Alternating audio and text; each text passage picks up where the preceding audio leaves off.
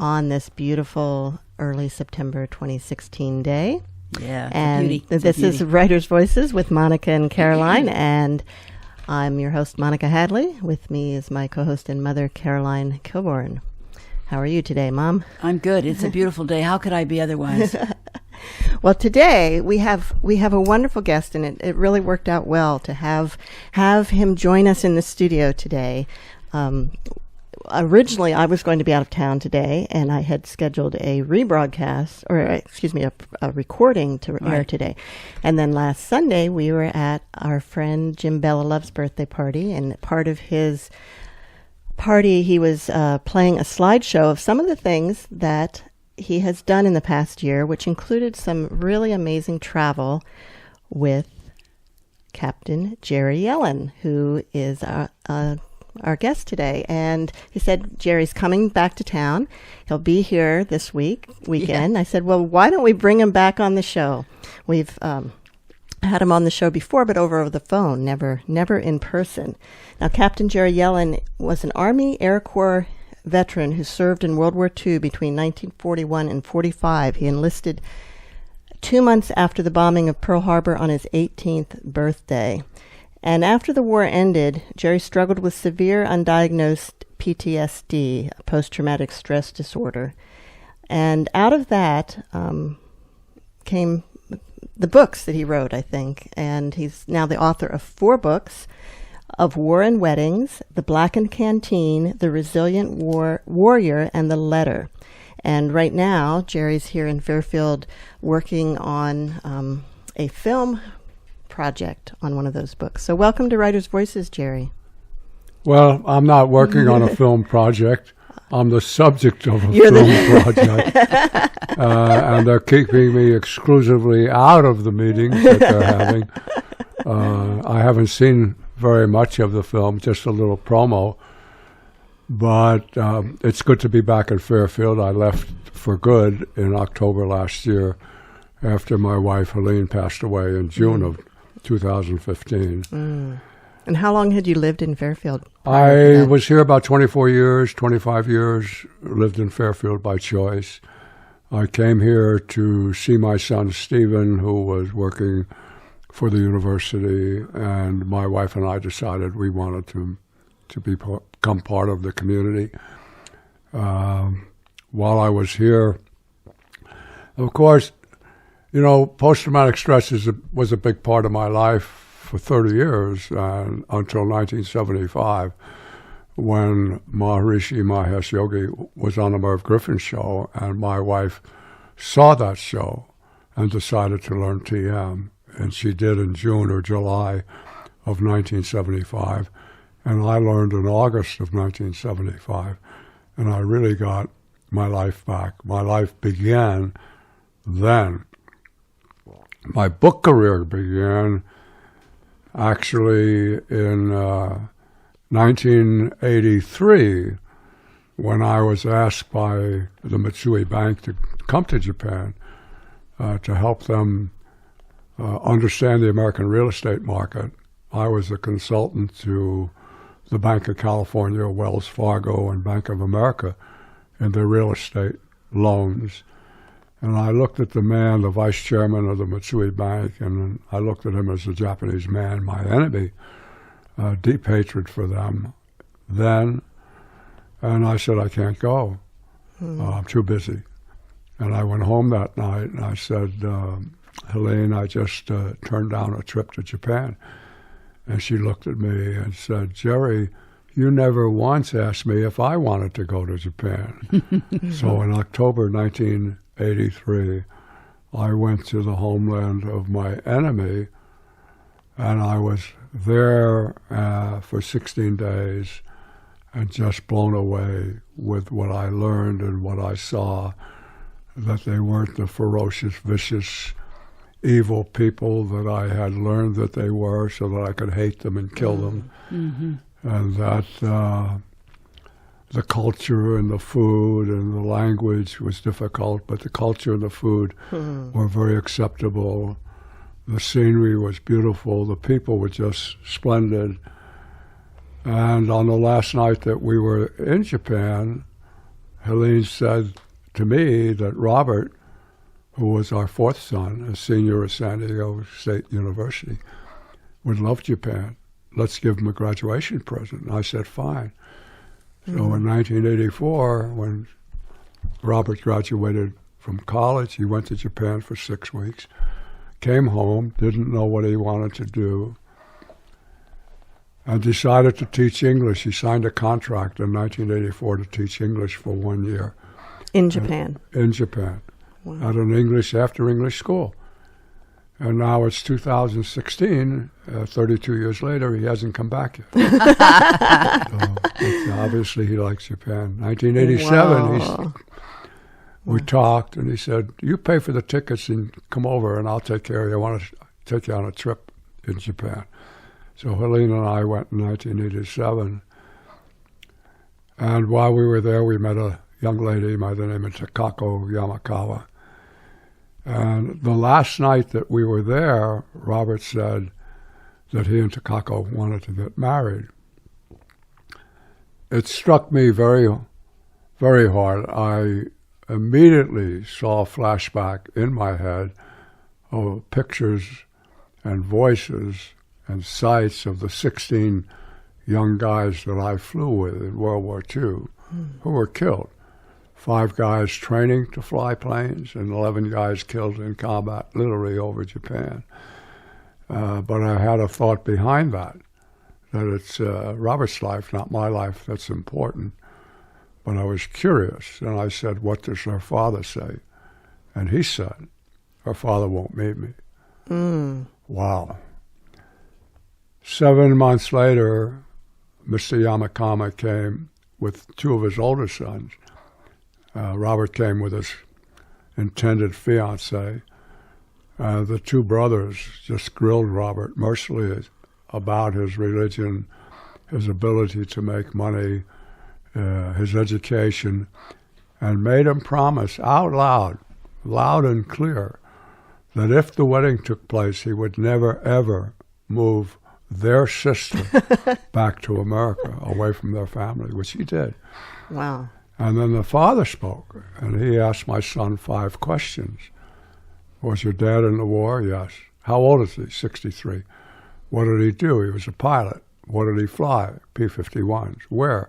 Over Japan. And that broke up the wedding. Oh. Takako was upset. Robert was upset. And Mr. Yamakawa went home and said to his wife, make the wedding. And she went ballistic. He said, for 43 years, you've been telling me how much you hate the Americans, that you went to China and never fired a bullet against the Americans. You didn't die for your country. You didn't die for your emperor. And now you want our daughter to marry this guy, Gene, this foreigner? And he said, yes. And she said, why? And he said, any man that could fly a P-51 against the Japanese and live must be a brave man, and I want the blood of that man to flow through the veins of our grandchildren. Wow. So on March 5th, 2 days shy of 43 years to the day that I landed on Japanese soil on Iwo Jima, March 7th, 1945, I watched my son get married in a Japanese shrine, the Mishima Shrine in Mishima, Japan, dressed as a Japanese warrior. To a Japanese woman. And that was the beginning of my writing career, because nobody in my family knew more than the fact that I was a P-51 pilot. That's all I ever knew. And I had memories to share. And when I came home from that wedding, I started to write. And that book was called Of War and Weddings. Didn't get published till 1990 or 1992. From a company in Fairfield, then First World Publishing, Right. now World Library. And it was a catharsis for me. And it was an eye-opening experience for the people in my family who read it. They never knew anything about my life. Why do you think you had been so hesitant to talk to them about it before? Why do I think what? Why were you so hesitant to talk to them about it before? When you put a uniform on First off, I was raised not to kill. Thou shalt not kill. You can't kill anything. I have a friend, Woody Williams, who's the last surviving Medal of Honor winner from the Iwo Jima battle. And he says, I was raised on a farm in West Virginia, and you didn't kill anything unless it was to eat it or to take it out of its misery. And I had to learn to hate an enemy, because if I didn't hate them and kill them, they were going to kill me. So you put a uniform on and you figure out quickly that you're ready to give your life to protect the guys that are around you. They're willing to give their lives to protect you. And then you learn how to use a weapon to kill other human beings. Wow. And I did that. And there's no one learning once you've killed somebody. There's no changing that. And it's a devastating feeling. We have veterans today from the 23 cumulative years of Iraq and Afghanistan. Young veterans committing suicide at a rate of 22 every day that is known. Oh, my God. From the killing that they did. Wow. And I could never speak about it. My own experiences where I didn't sleep at night. I thought about suicide. I thought about and spoke to and saw and visualized the 16 guys that I flew with.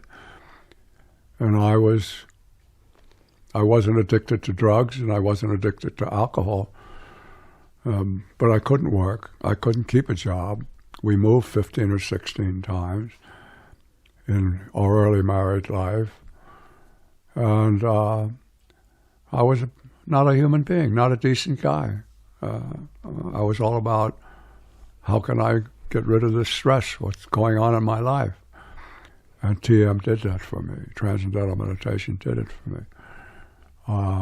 When Robert got married, it opened my eyes up to the fact that all of us are human beings, all of us, and that people who are willing to kill other people for what they believe are evil.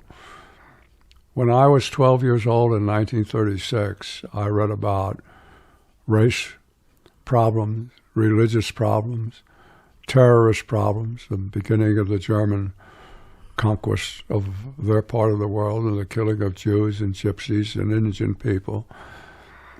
And now it's 2016, 80 years later, I'm reading the same headlines. Exactly the same. And when I wrote of War and Weddings, it was the catharsis for me. Every name came back, every incident came back. I saw all the words in my head, and all I had to do was put them on paper. And I did that. I went on a book tour in 1992, 1993, across the country. I spoke to a lot of people about TM, about post-traumatic stress, about killing. Whether it had any effect on anybody, I don't know. I'm sure it did. Transcendental meditation today is $1,000 for a veteran, and it certainly beats the $8 billion a month that the veteran is spending just for antipsychotic and antidepressant drugs, which are addictive and more harmful than they do good. And that $8 billion is going to get be a larger number and go on for 600 or 700 months. It's all about money. Wow. For the drug industry. Well, you would think that the Veterans Administration, they know about TM and what it can do, right? Everybody knows about TM. My life and the life of my generation differs from the generations of today. Mm-hmm. We're all products of the Depression. I was born in 1924. Mm-hmm. When I was 5 years old, the Depression came in 1929. I remember it very well. And life was about you. You tried to help other people. They tried to help you. And today, seemingly, life is about me only. not about you. Yeah. There are religious people who are anti-TM because they just believe in what they believe, and that if you just pray, all your problems will be taken care of. And TM is not a religion. There's no religious thoughts. You don't have to change your mind or change your clothes. Just learn a technique of how to get into deep silence and remove stress from your mind and your body. That's all it is, and it works. And then there's the money angle. A lot of people make a lot of money. And Congress, to me, is controlled by the pharmaceutical industry, by the gun industry. We could do something about the guns. We could give everybody in America a gun, let them have a gun, but outlaw bullets, because it isn't the gun that kills people, it's the bullets. They just outlaw the bullets. If they want to sell guns, that's fine. Just just don't shoot anybody with it. You can shoot at somebody, but you don't have anything to the gun to shoot. So we can do that, but it's about money. And life is not about money. Life is about living and doing for other people. Wow. You're listening to Writers' Voices with Monica and Caroline, and our guest today is Jerry Yellin, author of 4 books, including Of War and Weddings and The Blackened Canteen. Now, which this film that is being made I met a lady in Fairfield who was an honor graduate of a documentary school in New York City, in the swimming pool. Run every day in the swimming pool, Louisa Marino. And she said that I would like to make a documentary about your life. Flattering, humbling. We've made some big trips together to Japan. She's met my family. She has 2 people here in Fairfield, Melissa from New York City, and Liz, meeting with Jim Bellalove at Creative Edge now for 3 or 4 days to talk about the marketing and the production, taking all the film that she has, hundreds and hundreds of hours. So it's all been filmed already? It's being put together now. Being edited, yeah. When it's going to be done is unknown to me. What it's about me, I don't really know. I've just done all of the things that they've asked me to do. And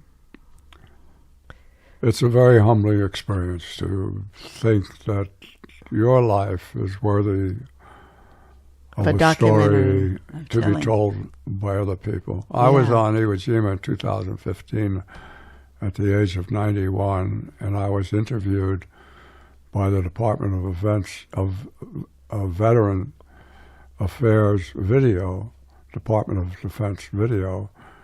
5-minute video is on YouTube. That's been hit 25 or 26 million times. Seriously? Seriously. Wow. You're famous. And PBS, Arnold Shapiro and Carl Scobie were hired by Japanese public television to make a documentary, a 3-hour documentary for them in Japan, which they did. They got permission to release a 55-minute video, which you can see bits of at my website, CaptainJerryYellin.com.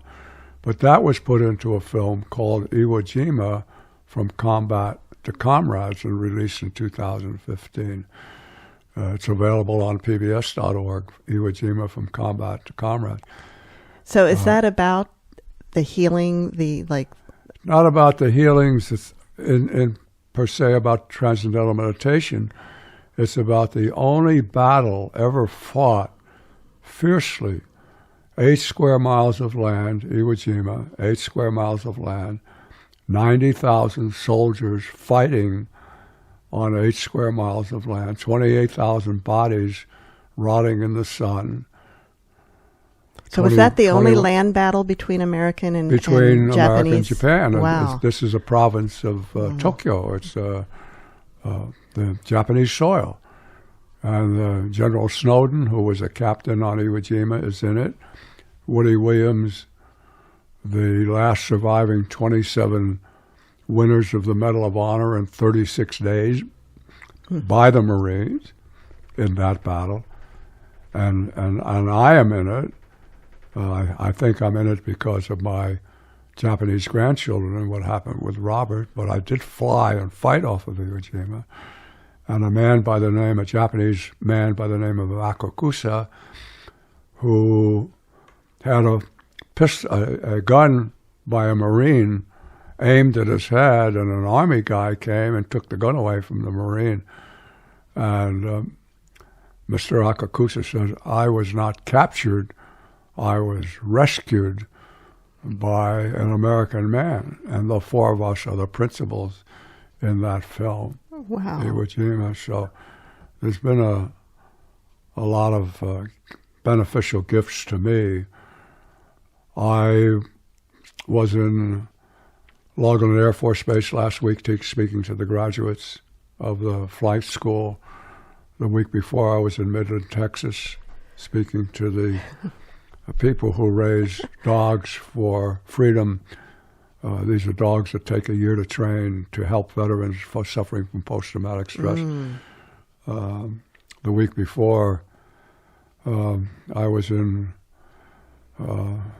Washington, D.C. I laid a wreath at the Tomb of the Unknown Soldier, and I speak to people. They get a little bit of me, a little bit of what I can give to them, but I get feedback from every person that I talk to that's in the audience that listens to my speech.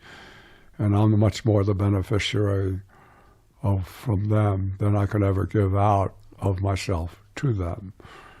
So life to me is go to Florida, swim a few days, get in a plane and fly away. So are you living in Florida when you're... I live at exit 58, Champions Gate, exit 58 on Route 4 between Orlando and Tampa with my son, Stephen. He had the condominium, and he granted me the gift of living with him for the rest of my life. Now, when you were, this is kind of off the subject, but when you were in Fairfield, did you have something to do with the founding of a company here? I did. Yeah. I met in a heated discussion one day with a man by the name of Lance Yettersberger, who I felt had done something that wasn't quite the right thing to another friend of mine. I was 70 years old. This was 22 years ago. And he said to himself, I got to get a hold of this feisty guy and get involved with him. So I joined Lisco as a marketing person, and I had certain goals, and if I reached those goals, I would be a stockholder in Lisco. So I did that and became a stockholder in Lisco, local internet service company. The company then was called Dome Systems. I think Lance had 40 or 50 dial-up customers.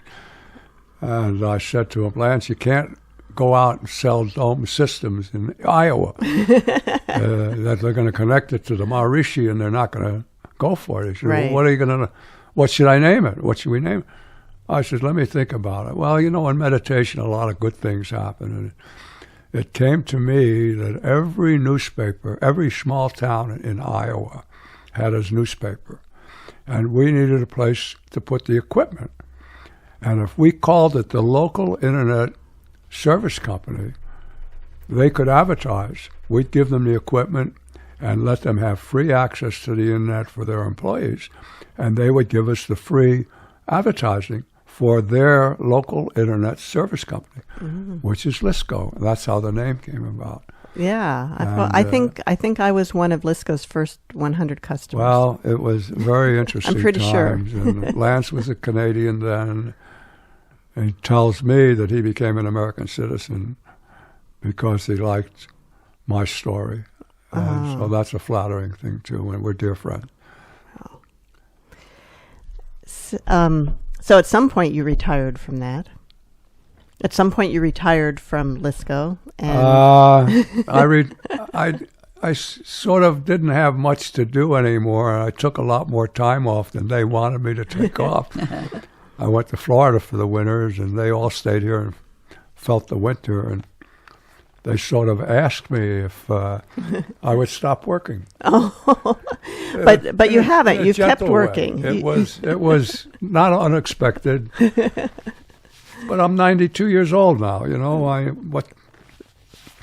Well, it sounds to me like you're still working, but just not I'm on that. not working. Not on that. But I'm enjoying my life. I live my life actually the way the banker looks at my checking account. Yesterday's a canceled check. That's gone. Today's money in the bank. You can spend it. And tomorrow's a promissory note. You don't know if you're going to get there tomorrow. Right? yeah. So this is the way I approach my life. But I'm booked to be the speaker at the Air Force Academy in Colorado on the 70th anniversary of the formation of the Air Force, September 18th, 2017. I'm booked to go to a school, a camping school in LaPorte, Minnesota, in Indiana, in June of 2017. I'm booked through to be in Honolulu and speak on the Missouri about the Blackened Canteen. Dr. Sagano will be there, and the Pacific Air Museum will be there, and we're going to have a memorial service in Honolulu of the 75th anniversary of the beginning of World War II, December 7th, 1941, the attack on Pearl Harbor. And that's an interesting story because they call people my age the greatest generation. Tom Brokaw wrote a book called The Greatest Generation. I refute that in some ways because the General MacArthur, the General Marshall, the Admiral King, Admiral Nimitz, all of these folks were college academy graduates, and it was their decision not to occupy Germany, Japan, and Italy, but to rebuild those three countries into democracies with American money and American ingenuity. And they did that. And the two countries that we fought seriously with as allies in World War II, China and Russia, seemingly today are the enemies of the world. So the people we fought with are our enemies, and the people we fought against are our friends and allies. And that's in my lifetime. The only difference that I see between World War II and pre-World War II and today, 2016, is the science of the military. Science has brought us to the position of having nuclear warfare. And we've seen what atomic warfare does. But nuclear warfare, if it ever starts, has the ability to destroy our planet, Earth, abilities to sustain life, all life. And it could make this planet a dead planet. And I believe, quite firmly believe, that America is the only country that can prevent nuclear war. America. And our Congress doesn't quite see it that way. And they're not funding the necessary funds to maintain the Air Force's need for pilots, now 700, next year 1,500, beyond that 4,000 or 5,000 more pilots. And the Congress of today has not done their job. It's interesting times. So you're saying that we need to expand the military?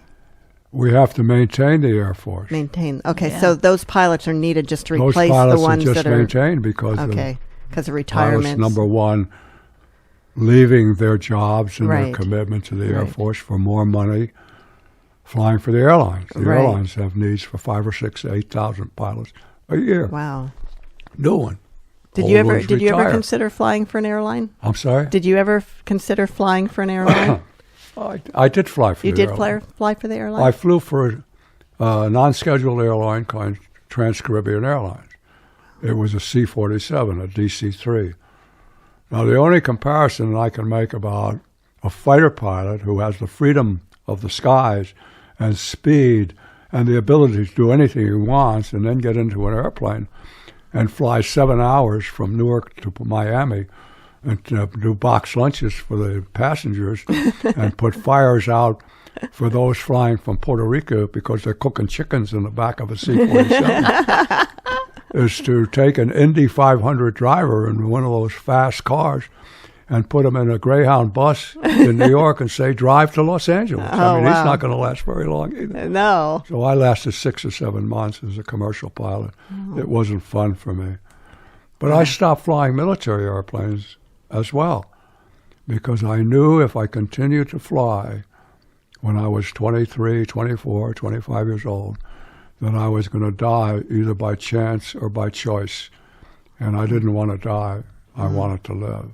And it was transcendental meditation that literally gave me my life that I have today. Twice a day, every day, deep silence, and wonderful thoughts that come to you in your meditations, creative thoughts and good thoughts that you can pass on to other people. You're listening to Writers' Voices with Monica and Caroline, and our wonderful distinguished guest today is Jerry Yellin, author of The Blackened Canteen, among other books. Do you think you'll write any more books? I have a book in mind. I have a title for it. God is Jewish, and I'm not a believer in God because I don't think that there's such a thing as an omnipotent, omnipresent person that would allow the destruction of people in his image the way it goes on today. But the title God is Jewish is in part humorous and in part real because a whole religion is built on the fact that the king of the Jews was his son. And so a young Jewish man by the name of Yeshua ben Yosef, Joshua son of Joseph, became known as Yeshua HaMaskiah, which means Joshua the enlightened man, which in Aramaic or Greek is Jesus the Christ, and he was from a Jewish family. So I have a book in mind. I don't know if it'll ever get written, but I like the idea of it, of the writing. I like to write.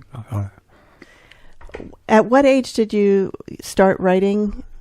Well, I started writing in 1988. I was born in 1924, so I guess I was 64 years old. 64. And you've had quite a successful career writing. Did you always want to write a book? When I wrote Of War and Weddings, I had a 64K floppy disk K-Pro computer that weighed 50 pounds. Yeah, I have and I some wrote of those. the whole night through, and I went to print it out, and the printer connection was just a little too far away, and I moved the computer, the plug came out, and I lost everything because I had forgotten to save it. 64K. And I was angry at myself big time, beat up myself. But when I looked at what I write, I didn't know how to spell. I didn't know how to write sentences together. Put the thoughts down. They were in my head and they came out. I became a writer. How did you learn? Words. How did you learn to write? How did you learn to write? How did you get better? I just wrote. That's how I learned to write. And I looked at what I wrote in astonishment mostly. Where did that come from? Because for me, the words were all there. The scenes were there. I just had to find words to describe the scenes that were in my head. And the writing just came as a physical entity after the scenes. And that's the way I write. That's the way I did write. I've experienced what I've written. And it's the description of my experiences. But everybody has a story that they can write. It's their own story. Yeah. All they have to do is sit down and tell their story. Yeah. All the stories are interesting, some more than others. And writing is a beautiful way of expression.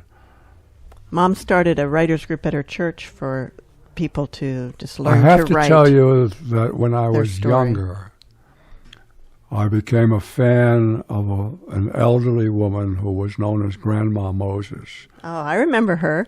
who was an artist and became an artist in her Yes. 70s or 80s. Mm-hmm. And I said to myself, I'm going to do something like that. I'm not doing anything now that's worthwhile, but I'm going to do something decent and worthwhile when I get to be older.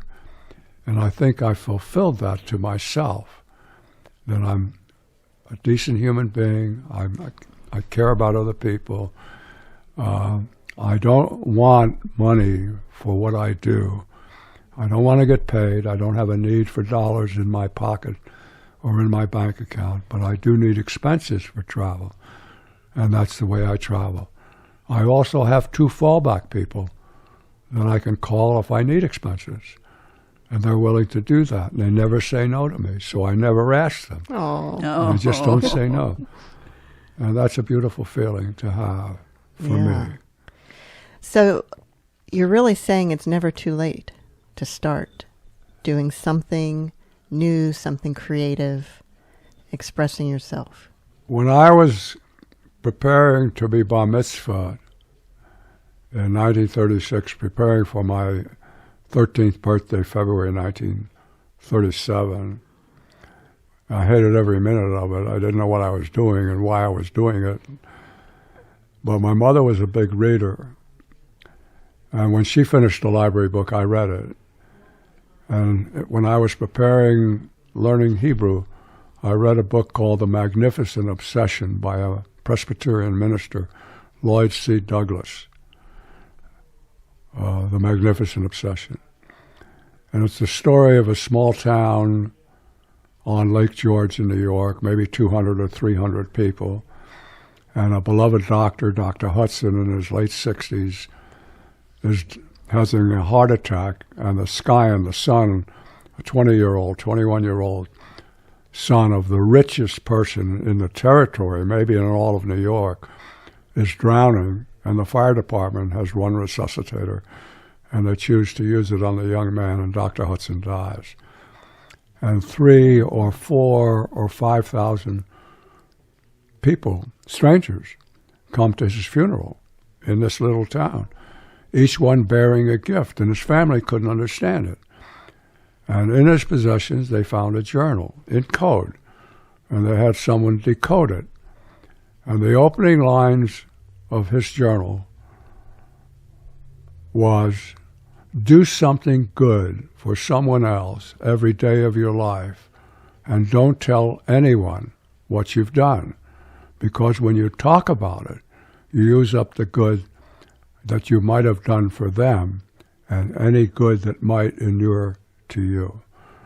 And that became a principle in my life, and still is a principle. I learned more from Lloyd Douglas in that book than I learned from a lot of life living.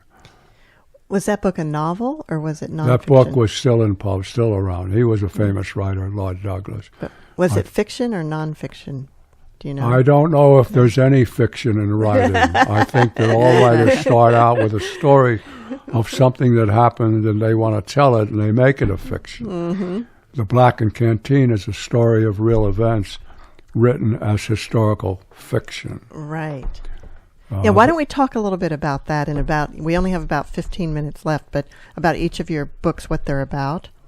So The Blackened Canteen is Second book. It's your second book. The first book, I wanted my family to know the experience that I had that brought me to the deep hatred in World War II of a whole nation of people, not one whom I had ever seen live, ever. Wow. And what happened when Robert married. That's the war and wedding. Yeah. Just before we move on from that, why do you think your son was so drawn to Japan? Why do I think what? That your son was so drawn to Japan. Robert, why was Robert so attracted to Japan? When people want to perpetuate what they believe and who they are, and they want to occupy lands The country of Japan has no natural resources. The country. And the military started in Korea or in Manchuria. I think 1935, 36, or 37 went to Manchuria. And it was the military who decided that they needed to become the greater Far East co-prosperity sphere, the Army. And they were going to conquer all of the lands around them and have the natural resources. And that was a war of attrition. America fought one war of attrition against the American Indians. It was a war of attrition for land, for profit, for growth, for religious reasons. That's the one war that we fought of attrition. There are other wars that we got back from, Spanish-American War and those kinds of things, that we got back, got territories.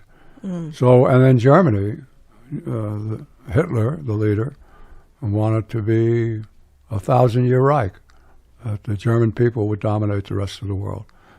So that was evil.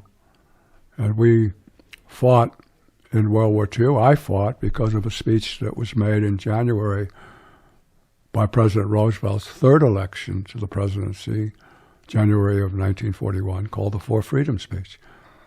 And that Four Freedoms speech should be heard by everybody. And the first freedom is the freedom of expression, without fear of retribution for anything that you say all over the world. And the second is the ability to worship any God or no God without fear of retribution all over the world. And then the freedom from what? Everyone has a job, something to eat, somewhere to sleep, something to do, all over the world. And then the freedom from fear itself, the fear of being attacked by other countries. We should live without that fear. And that's what America was about then, the four freedoms. General MacArthur retired with a speech at West Point called Duty, Honor, Country. Duty, honor, country. And that speech to the West Point should be read by every person, especially Americans. Duty, honor, country. The greatness of our country is the freedom. I was at every Memorial Day, I go to Washington, D.C., and on this particular Memorial Day, I was in the Navy auditorium at the Navy Memorial. And there were 400 people, 400 young 8th graders, 9th graders, who were going to march with a picture of a World War II veteran on Memorial Day, called the Spirit of 45 Day. And I looked out into the faces, and I saw the world. And it came to me, I was going to ask a question. How many of you in this audience, parents and teachers alike and students, are relatives somewhere way in the past of the American Indians? And 3 or 4 children stood up. How many of you in the audience have members in their family way back who came to America on the Mayflower and those ships? And maybe a half a dozen kids stood up, or adults too. And how many of you in the audience have relatives that came to this country way back from another country? And everyone in the audience stood up. We're a nation of immigrants. And right now we're talking about immigration, building walls. We have to break down walls. The people that come to this country come because they can't work, and they do work that other Americans don't want to do. And immigration is necessary for our country. We're going through that right now. Yeah, So- we sure are. Mm-hmm. We sure So, we have to look at who we are. Years and years and years ago, people were leaving Seattle at such a rate, leaving Oregon and Seattle, and someone put a billboard up, with the last person who leaves Seattle, please turn out the lights. Big billboard. We don't want to put any billboards up about immigration. We need immigration. Yeah. We sure do. So to get back now to in 2005, I went to Japan for the 60th anniversary of the bombing of Tokyo that killed a few 100,000 Japanese citizens and made maybe 1.5 million homeless. And this was by National Public Television, NHK. And they interviewed me in Robert's house, in my son Robert's house. And a man by the name of Dr.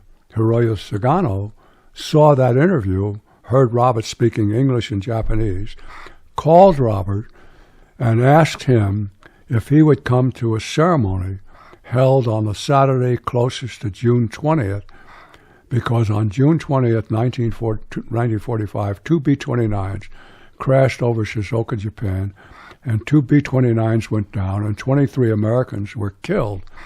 And this man, looking for body parts in the wreckage, discovered a canteen, an American canteen, with a handprint of the American in it that was holding it when he was incinerated. And he buried the Americans and was put in jail in June of 1945 for giving comfort to the enemy. When he got out, he had in his possession this canteen, and he became a Buddhist monk. And he created a monument on top of Mount Shizuhata in Shizuoka, Japan, where it says B-29 in English and the story in Japanese. And Dr. Sagano one day was walking in his hometown and saw a sign pointing to the monument, went up the monument, saw the monument, asked who did that, and was sent to meet Mr. Fukumatsu Ito, who was the Buddhist priest. And they got into conversation, and Dr. Sagano is now in possession of that Blackened Canteen. It's used in the ceremony every year, June, since 1948, where there's a ceremony honoring the dead of both communities, the Americans and the Japanese. When he was asked, why did he do that? Why did he bury the Americans? He said, the soul of people who die must be buried correctly. If they're not buried correctly within 50 years, they come back as they died. And I didn't want anybody coming back as a warrior again. And that's why he did that. Mm-hmm. In 2006, I went to that ceremony, and I was overwhelmed by what I saw. The American representatives were there, people from the academy were there, American military from Yokota Air Base were there, Japanese officials was there, the ambassador to Japan from America read a note, and I decided that I wanted to create a monument. I wanted to write a book and create a monument, put the 23 Americans' names up there. So I came back to Fairfield. I knew of Jim Belalove of Creative Edge, and I went to him and I said, Jim, what would it cost to build a monument with the names of 23 Americans, build it and ship it to Japan? He says, what are you talking about? And I told him the story. He says, well, I'll do that. You don't have to raise any money. I'll do that. So he created a monument. And in 2008, we went there together and put that monument up on Mount Shizuhata. And it's there with the 23 names of the Americans who were killed. One of the relatives, George O'Connor, whose father's brother was a bombardier, went to that ceremony, and a few other people whose family were involved went to that.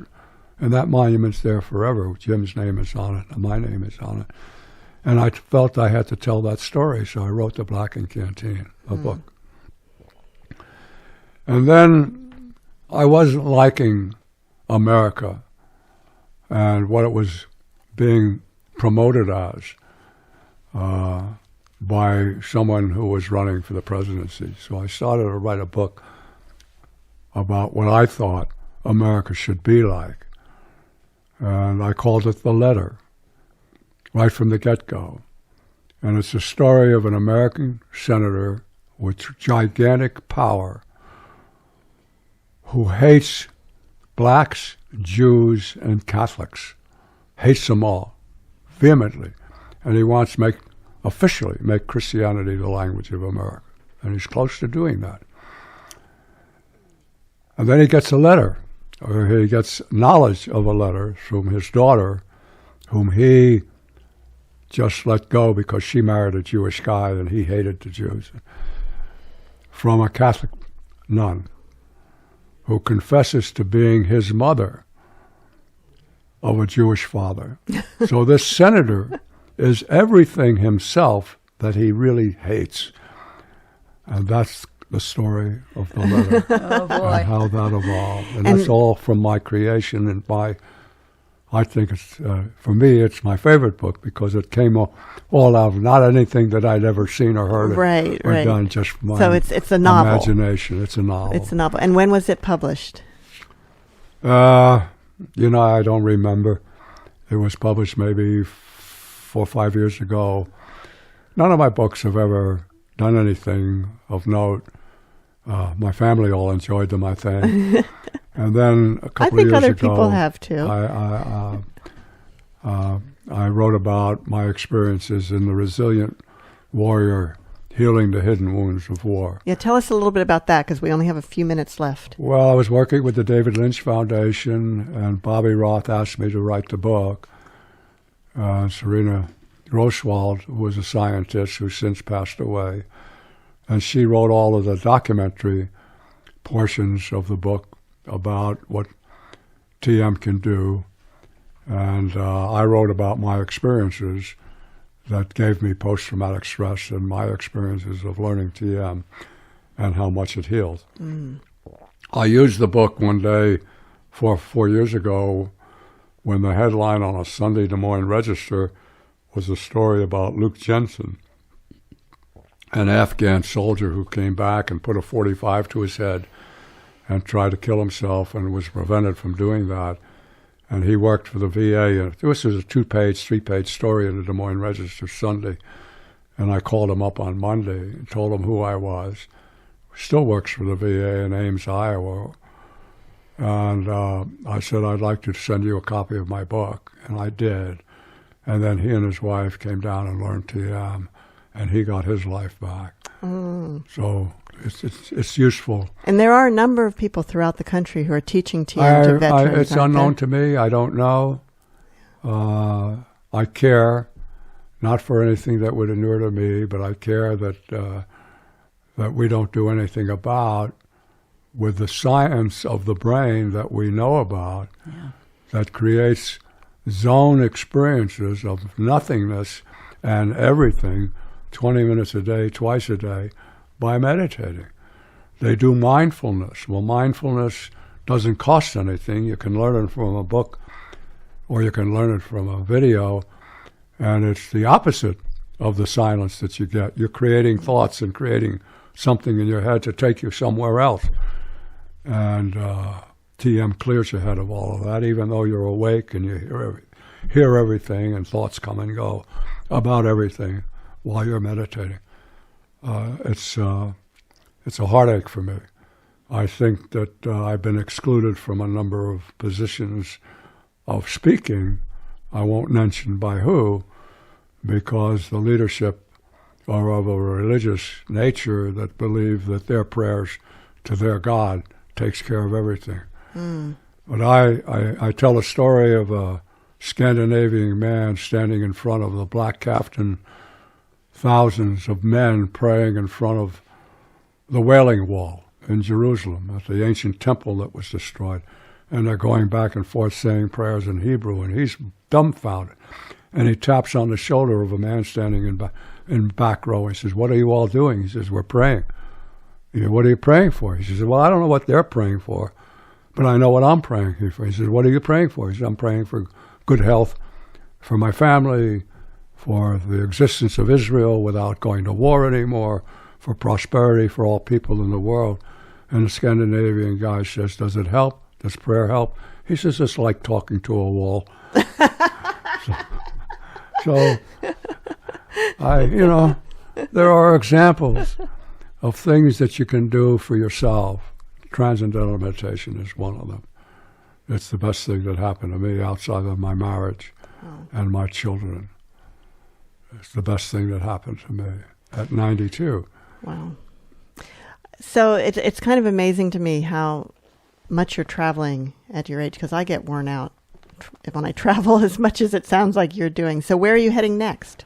I'm going to Galesburg, Illinois, to speak to the Steerman Association of America on Labor Day. On the 6th, I'm going back to Fairfield. On the 8th of September, I'm going to a space shoot. On the 22nd of September, I'm coming back to Fairfield because on the 25th, I'm speaking to the North Library, either the museum or the library in North Liberty, Iowa. Then I'm going home. And then on the 6th of October, I'm flying to San Antonio for the 5th Marine Division Convention, and on and on. And how do all these arrangements get made? Do you have somebody People ask me, and I say yes. Wow. And if someone wants to contact you, how do you? They how contact do they reach me you? on the internet. Some people know me. Why don't we give your website again in case somebody wants to contact you? It's CaptainJerryYellin.com. CaptainJerryYellin.com is a website, and What a memory. What a memory. I can't even remember what I did yesterday.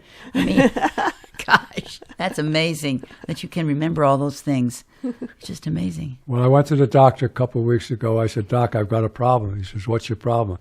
I say, as soon as I say something, I forget what I said. He said, how long has that been going on? I said, how long has what been going on? Oh, that's a good one. Life is just a blessing for me. Oh, that's great. I'm just like... Well, we're very grateful that you were able to join us here today. Yes, thank it's you my very honor, much. my pleasure. Yeah, Thank you so much love, for having love me. hearing your stories. Amen. And recommend the Blackened Canteen, Of War and Weddings, the letter. Now, I want to read the letter. Yes. The Resilient Warrior. They're all available on Amazon.com. Great. And probably some of them are at Revelations if you're here in town. They had them. I don't think they have them anymore. I'm not Okay, sure. okay. But they can always order They can things. order them, yeah. Now, Just if you're, for the audience, there's a lunch tomorrow. I'd love to meet the people that I know. There's a lunch at Revelations at 12:30. that's September 3rd, Tomorrow, 12:30 Saturday. at Revelations. And if anybody listens to your show and wants to come, I'd love to see Oh, you. that's wonderful. Thank And of you. course, this is weekend for Fairfest, so there's going to be a lot going on Oh, downtown this weekend. Mom, do you have some closing words for us? I do. How I wish some public figures would do this, just to see how it feels for the next 24 hours. Refrain from criticizing anybody or anything. Wow. Thank you, Jerry, for being with us, and see you next week on Writers' Voices.